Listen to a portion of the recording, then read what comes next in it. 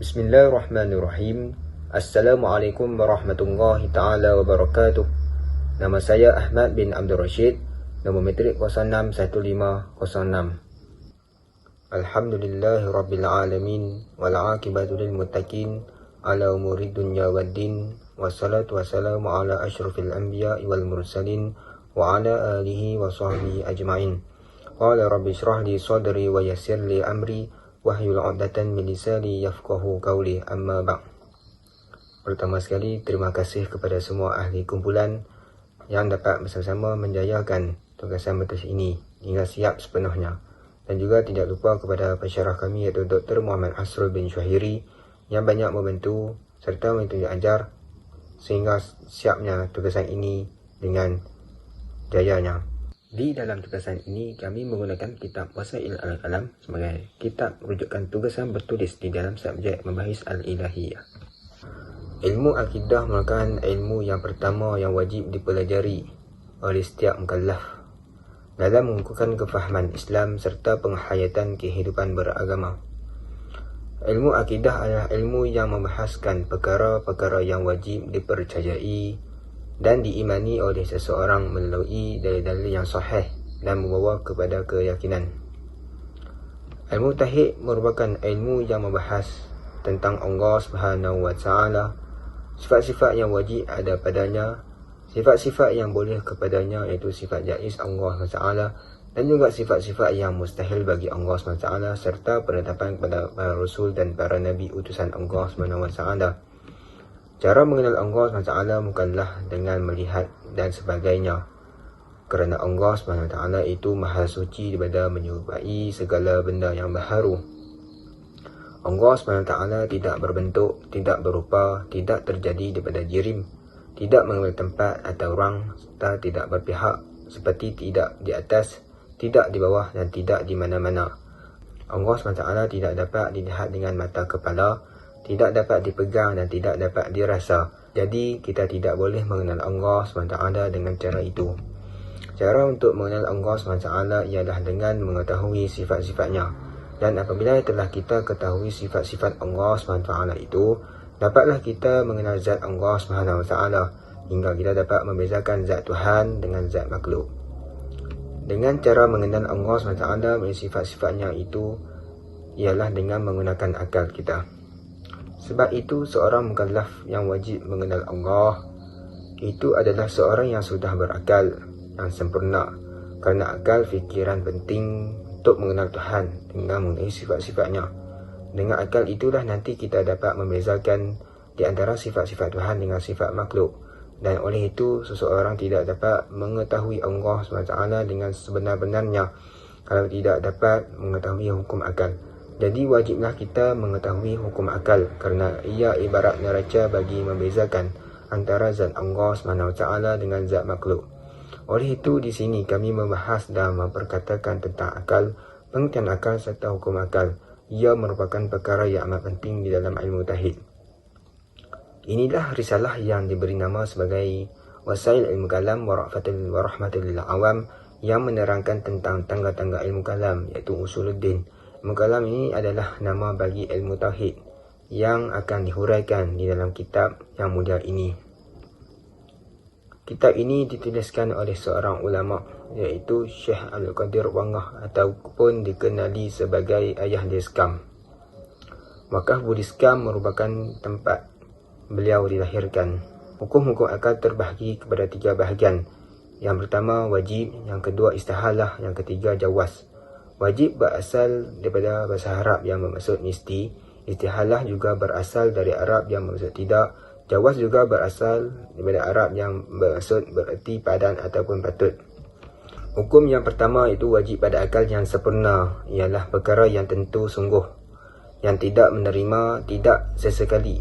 Misalnya seperti sebiji batu, mestilah bertempat iaitu duduk di dalam ruang. Maka diri bertempat itu ialah setengah daripada perkara yang dinamakan wajib pada akal kerana ianya tentu sungguh yang tidak menerima tidak sesama sekali. Sebagai contoh lagi, gerak dan diam wajib ada pada benda tetapi tidak boleh pada Allah SWT. Gerak dan diam adalah sifat baharu. Allah tidak sama dengan yang baharu. Maka Allah SWT tidak ada gerak dan tidak ada diam. Wallahu a'lam. Baik, a'udzubillah minasyaitonirrajim. Bismillahirrahmanirrahim. Nama saya Abdul Hakim Khairi, nombor metrik 059795. Baik, saya akan menyambung apa yang diberitahu oleh saudara Ahmad sebentar tadi, yang mana saudara Ahmad telah menyentuh bahagian wajib. Baik, kita kena faham sebab apa kita kena belajar definisi wujud, istihala dan jawaz ni. Sebab apa? Sebab nanti kita nak belajar sifat-sifat Allah, yang mana sifat Allah ni ada wajib, ada mustahil, ni nanti kita senang. Nanti kita senang sikit nak faham. Baik, saya akan teruskan pada hukum yang kedua, iaitu istihalah, iaitu pada akal yang sempurna. Baik, hukum yang kedua iaitu istilah pada akal yang sempurna, yang mana pada akal yang sempurna ni adalah orang macam kita lah. Orang apa? Akal yang waras. Orang yang berakal waras ialah perkara yang tentu tidaknya sama sekali, atau perkara hak tak tentu-tentu tak boleh sungguh sama sekali dengan suluhnya mereka yang berakal. Misalnya seperti seketul batu, iaitu yang telah adanya pada halnya tak bergerak dan tak diam. Maka siapakah yang berakal yang sempurna nak membenarkan ini perkara, bahkan kesemua yang berakal mengatakan tidaknya berlaku, maka jadilah sunyi batu itu daripada bergerak dan diam, iaitu dikatakan mustahil. Baik, jadi dalam kitab ni menyatakan istihalah pada akal itu adalah perkara yang tentu tidaknya sama sekali, atau perkara hak tak tentu-tentu tak boleh sungguh sama sekali dengan suluhan, atau dengan pandangan bagi mereka yang berakal. Maksudnya pengarang kat sini tak cakap sungguh-sungguh, dia nak menguatkan perkataan tak boleh diterima akal. Baik, contohnya dia bagi ada seketul batu yang mana keadaan batu itu tak bergerak dan tak diam. Bahkan kesemua orang yang berakal dan waras, dia akan mengatakan tidak hal keadaan batu itu tak bergerak dan tak diam. Jadi kat sini nampak ia adalah perkara yang mustahil. Baik, hukum yang ketiga iaitu jawaz. Ini harus lah. Harus pada akal yang sempurna. Baik, harus pada akal yang sempurna ni dia adalah satu perkara yang padan dan patut kedua belah pada dua ketika, dua waktu, dengan tidak terhalang pada fikiran akal mereka yang sempurna. Contohnya bagi misalnya seperti seketul batu yang tersebut itu juga ada masa dia bergerak dan ada masa dia diam. Maka apabila semua orang yang berakal melihat perkara ini, akan membenarkan perkara ini dengan sepenuh-penuhnya, dengan tak melihat hukum syarak dan hukum adat. Ini yang mana kata kat sini, jawaz ni dia ada dua keadaan. Ya. Baik, saya akan menceritakan ringkasan daripada tiga perkara. Yang ini tiga perkara yang ni lah. Wajib, istihalah dan jawaz.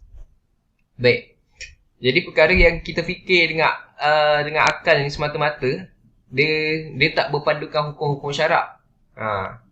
Tak berpandukan hukum-hukum syarak maupun hukum adat ni. Jadi dia kategori tiga perkara ni. Wajib pada akal, mustahil pada akal, jaiz pada akal. Yang ini saya ringkaskan definisi wajib ni. Bila kita fikir pada satu perkara, sekiranya perkara itu tidak tentu bohong. Bila kita fikir pada satu perkara, sekiranya perkara itu tidak, kalau benda tu tak, maka benda tu bohong. Dan karut dan cedera sehingga tak nampak pada akalnya. Sebelah itu tidak, maka inilah yang dikatakan wajib pada orang yang berakal sempurna. Baik, yang kedua, definisi mustahil. Yang ni, apabila kita fikir pada satu perkara yang lain pula, kalau perkara itu tentu karut dan bohong dan cedera sehingga tak nampak dan tak benar pada akalnya, sesungguhnya maka inilah yang dinamakan dia mustahil pada akal. Kemudian jaiz. Jaiz ni apabila kita fikir pada satu perkara yang lain, maka tiba-tiba kalau sebelah tak nampak, Sebelah tak nampak dan sebelah lagi nampak. Maka inilah yang dinamakan jaiz pada akal. Bismillahirrahmanirrahim. Assalamualaikum warahmatullahi wabarakatuh. Nama saya Muhammad Syafi'i bin Hairul Azhar. Nombor matrik 059229. Baik, saya akan meneruskan perbincangan seterusnya berkaitan dengan kitab Wasail Ilmu Kalam. Dalam bahagian seterusnya, pengarang mengetengahkan beberapa penjagaan yang perlu dititikberatkan oleh individu yang telah memahami hukum-hukum akal dan juga hukum adat bagi mengelakkan individu tersebut lalai ataupun ghalib. Baik, kita telah pun pelajari bahawa hukum-hukum akal ini terbahagi kepada 3. Wujub, istihalah dan juga jaiz. Mari kita lihat perkara yang pertama, iaitu wujub ataupun wajib. Perkara yang wajib pada akal adalah perkara yang telah sabit ataupun perkara yang telah ditetapkan dan perkara tersebut sama sekali tidak ternafi dengan apa-apa perkara sekalipun. Baik, antara contoh perkara yang wajib adalah kewujudan Allah Subhanahu Wa Taala. Perkara wujud Allah Subhanahu Wa Taala ini telah ditetapkan dan sabit dan kita boleh terima dengan akal kita bahawa Allah ini wujud. Dan persoalannya, adakah sifat-sifat Allah yang lain termasuk dalam perkara yang wajib? Ya. Sifat-sifat Allah merupakan perkara yang termasuk di dalam perkara yang wajib pada akal. Sifat nafsiyah, sifat salbiyah, sifat ma'ani, sifat ma'anawiyah. Sifat-sifat Allah Subhanahu Wa Taala ini diterima oleh akal yang sihat dan akal yang umum, dan dapat kita fahami bahawa Tuhan adalah Tuhan yang maha berkuasa. Oleh itu, jika Tuhan mempunyai kelemahan ataupun kecacatan, maka ia merupakan sifat bagi makhluk, bukan lagi Tuhan. Dan ini merupakan analogi yang menunjukkan bahawa sifat-sifat wajib ini diterima oleh akal secara umum. Kita telah selesai perkara yang pertama, wujub. Seterusnya, kita meneruskan pembincangan kita dengan perkara yang kedua, iaitu perkara yang mustahil pada akal. Di mana perkara yang mustahil pada akal adalah perkara yang tidak sabit dan perkara yang ternafi, serta perkara tersebut tidak boleh dimasukkan ke dalam perkara yang baru ataupun qadim. Dalam erti kata lain, perkara mustahil ini merupakan kesalahan yang jelas. Perkara mustahil ini juga ditolak secara mutlak. Sebagai contoh, kenyataan yang mengatakan bahawa Allah Subhanahu Wa Taala ini lemah merupakan perkara yang tidak dipegang oleh mana-mana individu sekalipun, dan ianya merupakan perkara yang ternafi sama sekali. Dan dalam memahami sifat mustahil bagi Allah, terdapat 20 sifat yang mustahil bagi Allah Subhanahu Wa Taala yang jelas tidak layak baginya dan bertentangan dengan sifat wajib bagi Allah Subhanahu Wa Taala. Seterusnya, perkara yang ketiga adalah perkara yang jaiz pada akal. Perkara yang jaiz pada akal adalah perkara yang sudah sedia ada, seperti kejadian manusia, dan perkara yang sudah berlaku, seperti kita sekarang ni berada dalam keadaan sihat sekarang. Tambahan pula, perkara yang harus pada akal juga adalah perkara yang tidak ada, seperti anak yang belum lahir, dan perkara yang belum berlaku, seperti sakit. Namun, perkara-perkara yang belum berlaku lagi hendaklah tidak terhalang dengan syarak ataupun adat. Sebagai contoh, Allah berfirman, barang siapa yang berbuat baik, Allah akan memasukkannya ke dalam syurga. Dapat kita fahami bahawa Allah Subhanahu Wa Taala boleh memasukkan semua manusia di dalam muka bumi ini, Islam maupun kafir, ke dalam syurga Allah Subhanahu Wa Taala sebagai ganjaran kepada kebaikan yang dilakukan di atas muka bumi ini. Perkara ini merupakan perkara yang harus bagi Allah Subhanahu Wa Taala untuk melakukannya. Tapi firman Allah Subhanahu Wa Taala di dalam surah An-Nisa ayat 48, "Innallaha yaghfiru an yushraka bih." Sesungguhnya Allah tidak akan mengampuni dosa syirik. Maka dapat kita fahami, orang yang mensyirikkan Allah Subhanahu Wa Taala tidak akan dimasukkan ke dalam syurga kerana dihalang oleh syarak. Apa yang menghalang dia? Firman Allah Subhanahu Wa Taala yang tidak mengampunkan dosa syirik. Jadi orang-orang kafir ini terhalang daripada dimasukkan ke dalam syurga kerana dosa syirik yang dilakukannya di atas muka bumi. Selain itu, perkara yang jaiz juga hendaklah tidak bertentangan dengan adat sesuatu perkara. Pendengar sekalian, apakah yang dimaksudkan dengan adat sesuatu perkara? Sebagai contoh, dari segi adatnya, apabila kita menanam benih pokok kelapa, maka setelah beberapa tahun, pokok itu akan membesar dan dia akan mengeluarkan buah kelapa yang menandakan pokok itu hidup dengan subur. Dan Allah boleh tumbuhkan buah durian ataupun buah nangka ataupun buah tembikai ataupun buah selain pada buah kelapa dekat pokok kelapa itu untuk menggantikan buah kelapa. Sebab ianya perkara yang harus bagi Allah Subhanahu Wa Taala. Allah Subhanahu Wa Taala boleh lakukannya jika Allah menghendakinya. Tapi kita sama sekali tidak pernah melihat buah durian ataupun bawang ataupun buah limau yang berbuah daripada pokok kelapa tersebut. Meskipun ianya boleh dilakukan oleh Allah Subhanahu Wa Taala, tetapi kerana ianya bercanggah dengan hukum adat, ianya tidak akan berlaku. Sekian sahaja daripada saya. Wallahu alam. Assalamualaikum warahmatullahi wabarakatuh. Nama saya Muhammad Ashraf bin Osman. Nombor matrik 060165. Alhamdulillah, terima kasih diucapkan kepada Dr. Muhammad Hasrul kerana telah memberi ruang dan peluang untuk kami menyiapkan tugasan ini.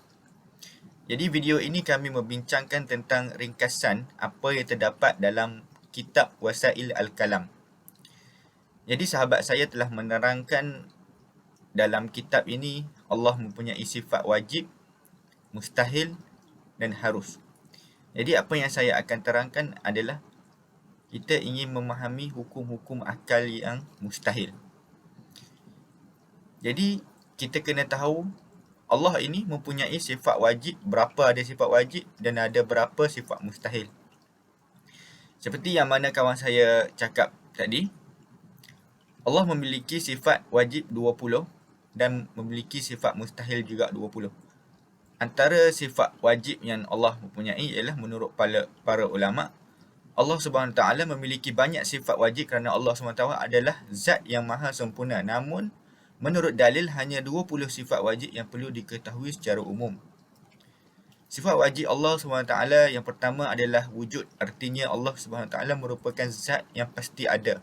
Allah SWT adalah zat yang berdiri sendiri dan tidak bergantung kepada siapa pun. Sifat wujud Allah SWT ini tertulis dalam Al-Quran surah As-Sajdah ayat 4 yang berbunyi sebagai berikut. A'udzubillahi minasyaitonirrajim.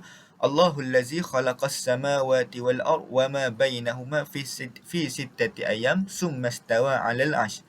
Ma lakum min dunihi min waliyyin wala syafi'in afala tatazakkarun.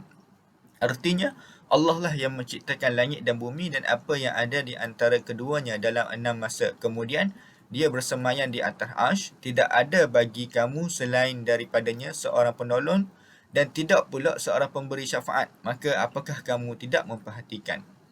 Sifat wajib Allah SWT yang keduanya adalah qadim ataupun kidam, berarti terdahulu atau awal. Allah SWT telah ada terlebih dahulu sebelum apa pun yang diciptakannya. Sifat qadim pada Allah SWT tertulis dalam Al-Quran surah Al-Hadid ayat 3 yang berbunyi sebagai berikut.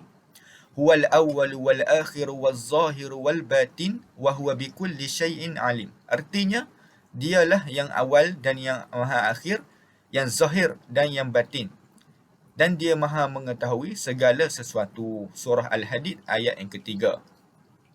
Seterusnya baqa' merupakan sifat wajib Allah SWT selanjutnya yang patut diketahui. Baqa' bererti kekal atau abadi. Allah maha kekal, dia tidak akan bisa, Allah ini tidak bisa orang kata seperti bukan manusia. Manusia kita, macam mana manusia sekalipun kita tetap akan mati. Tapi Allah tidak. Sifat baqa' pada Allah SWT tertulis dalam Al-Quran surah Ar-Rahman ayat 26 hingga 27 dan surah Al-Qasas ayat 88 yang berbunyi sebagai berikut. Kullu man 'alaiha fan wa yabqa wajhu rabbika dzul jalali wal ikram. Artinya semua yang ada di bumi ini akan binasa dan tetap kekal zat Tuhanmu yang mempunyai kebesaran dan kemuliaan. Surah Ar-Rahman ayat 26 hingga 27. Seterusnya kita pergi kepada sifat mustahil bagi Allah, iaitu adam, iaitu bermaksud tiada. Sifat mustahil yang pertama adalah adam, berarti tiada. Sifat ini ialah terbalik kepada sifat wujud, yang artinya ada. Dalil nakli yang menunjukkan adanya Allah SWT iaitu sesungguhnya Tuhan kamu ialah Allah yang telah menciptakan langit dan bumi dalam 6 masa, lalu dia bersemayam di atas arsy. Seperti mana yang kita baca di sifat dalil kepada wujud sebentar tadi. Seterusnya, sifat yang kedua, sifat mustahil yang kedua ialah hudus, iaitu ada yang mendahului.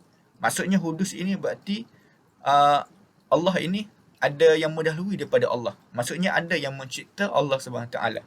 Ini adalah sifat yang mustahil. Tidak mungkin ada yang mendahului Allah Azza wa Jalla. Dialah yang menciptakan alam beserta isinya, yang menciptakan kita, yang mencipta segala seluruh alam semesta ini. Allah yang menciptakan kita. Tentunya penciptanya sudah pasti lebih dahulu dari apa-apa yang diciptakannya. Seperti yang dinyatakan juga, huwal awwalu wal akhiru wal zahiru wal batin wa huwa bikulli syai'in alim. Dialah yang awal dan yang maha akhir, yang zahir dan yang batin, dan dia maha mengetahui segala sesuatu. Surah Al-Hadid ayat yang ketiga. Assalamualaikum warahmatullahi wabarakatuh. Nama diberi Ahmad Luqman bin Nadim. Nombor metrik 060248. InsyaAllah pada hari ini saya akan sambung perbahasan daripada kawan saya.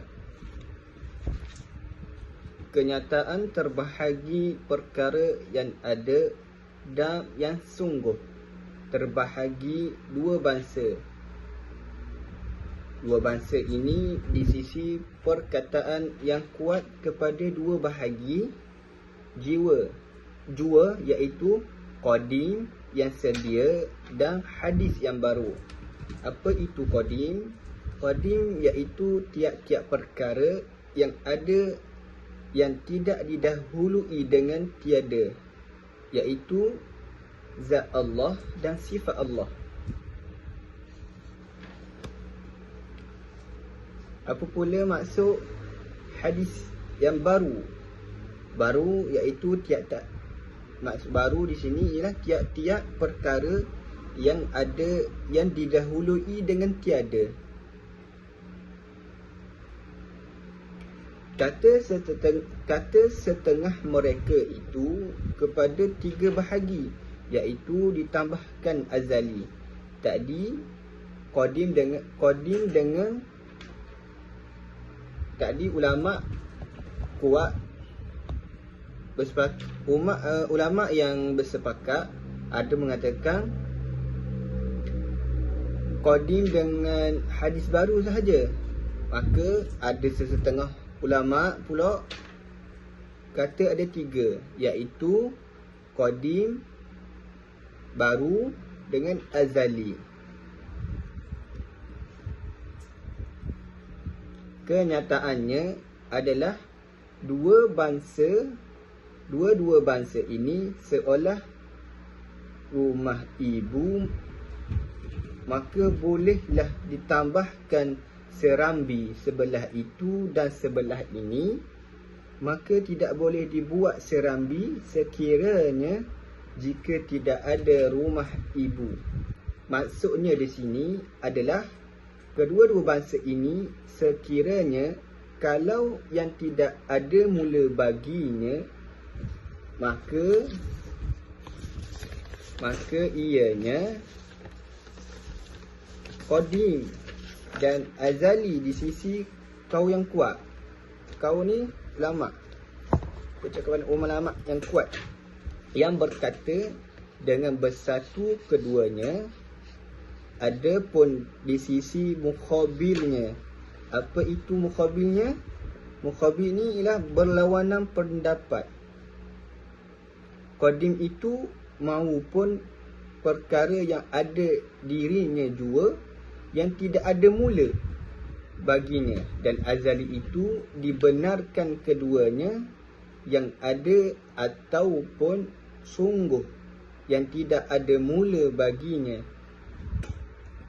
Kemudian kedua-dua bangsa ini sekiranya kalau ada mula baginya, maka ianya hadis yang baru maka pecah kepada dua bahagi pula. Yang pertama ialah kalau yang ada dirinya maka yang baru yang hakiki. Yang kedua, kalau yang sungguh jua maka yang baru itu majazi. Perkara yang ada lagi qadim itu ialah zat Allah Ta'ala dan segala sifat maknawi baginya jua. Dan yang sungguh lagi qadim itu ialah seperti ada Allah Subhanahu Wa Ta'ala dan satunya Allah, iaitu wahdaniyah. Misal yang ada lagi baru itu seperti langit bumi. Dan misal yang sungguh pula lagi baru itu seperti pecah kayu dan patahnya.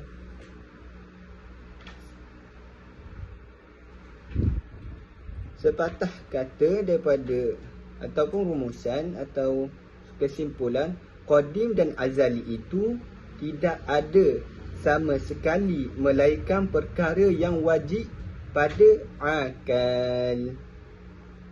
Sekian, terima kasih. Bismillahirrahmanirrahim. Assalamualaikum warahmatullahi wabarakatuh.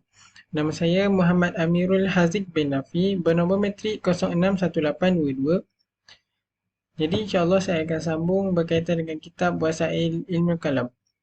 Jadi pengarang kitab kita yang dirahmati Allah Subhanahu Wa Taala iaitu Baba Abdul Qadir Wangah menyelitkan beberapa pengajaran dan nasihat bermula daripada muka surat yang ke-21 untuk peringatan kita bersama. Beliau menukilkan bahawa kesemua orang Islam wajib mempercayai syurga dan neraka itu wujud kerana ia adalah sebahagian daripada perkara yang wajib kita ketahui sebagai umat Islam. Jikalau kita tidak mempercayai syurga dan neraka itu, maka kita bukanlah daripada kalangan orang Islam. Kita sebagai ahli sunnah wal jamaah, memang kita telah mempercayai bahawa syurga dan neraka itu telah lama wujud. Tetapi bagi golongan Mu'tazilah, mereka beriktikad bahawa syurga dan neraka itu wujud, tetapi sekarang tiada lagi dengan beralasan bahawa tidak sampai masa lagi. Pengarang kitab kita juga mengatakan bahawa syurga itu adalah tempat yang seronok dan neraka itu adalah tempat yang seksa. Kita sebagai manusia, tidak kira kita ini orang Islam atau orang kafir, maka kita mesti dan wajib akan sampai ke dalam salah satu tempat daripada dua tempat tersebut semakin hari semakin dekat. Para ulama mutabar dan pemimpin-pemimpin yang terdahulu amat bimbang dan takut sekiranya anak cucu, cicit serta anak bangsa yang bukan daripada darah daging mereka sekalipun terlepas dan masuk ke neraka. Oleh itu, para ulama dan pemimpin terdahulu selalu berusaha mengingatkan kepada anak-anak bangsa mereka agar selalu berada di jalan yang lurus dan benar menuju ke syurga Allah Azza wa Jalla.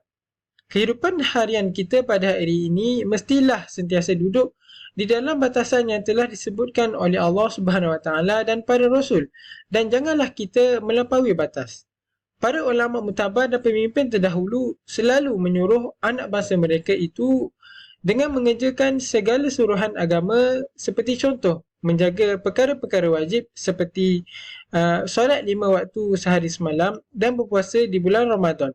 Dan mereka juga mengingatkan supaya meningkatkan lagi perkara-perkara sunat seperti solat-solat sunat dan berpuasa sunat. Mereka juga selalu mencegah dan melarang para anak bangsa mereka dengan larangan yang tegas dan bersemangat sehingga diibaratkan seperti tongkat penyambut rumah atau tiang penyambut rumah. Hal ini kerana mengerjakan perkara yang disuruh dan meninggalkan perkara yang dilarang perlulah seiring di dalam kehidupan kita agar kehidupan kita menjadi kukuh dan seimbang. Pengarang kitab kita juga sentiasa memesan kepada kita daripada ajaran ulama mutabar dan pemimpin terdahulu supaya kita sentiasa menyuruh anak kita memakai pakaian sunnah dan boleh mencegah mereka daripada tempat maksiat seperti berkopiah putih, berserban dan sebagainya. Beliau juga melarang anak bangsa kita daripada memakai pakaian yang membawa kepada kesamaran, dan tidak menjadi sebab mencegah tuannya, iaitu anak bangsa kita itu daripada tempat maksiat. Pengarang kitab kita memberi contoh tempat maksiat adalah WIT, iaitu tempat di mana orang ramai menonton wayang, atau pada zaman kita dipanggil panggung wayang gambar, iaitu pawagam. Dan contoh lainnya ialah baung atau tempat bersabung ayam atau laga ayam.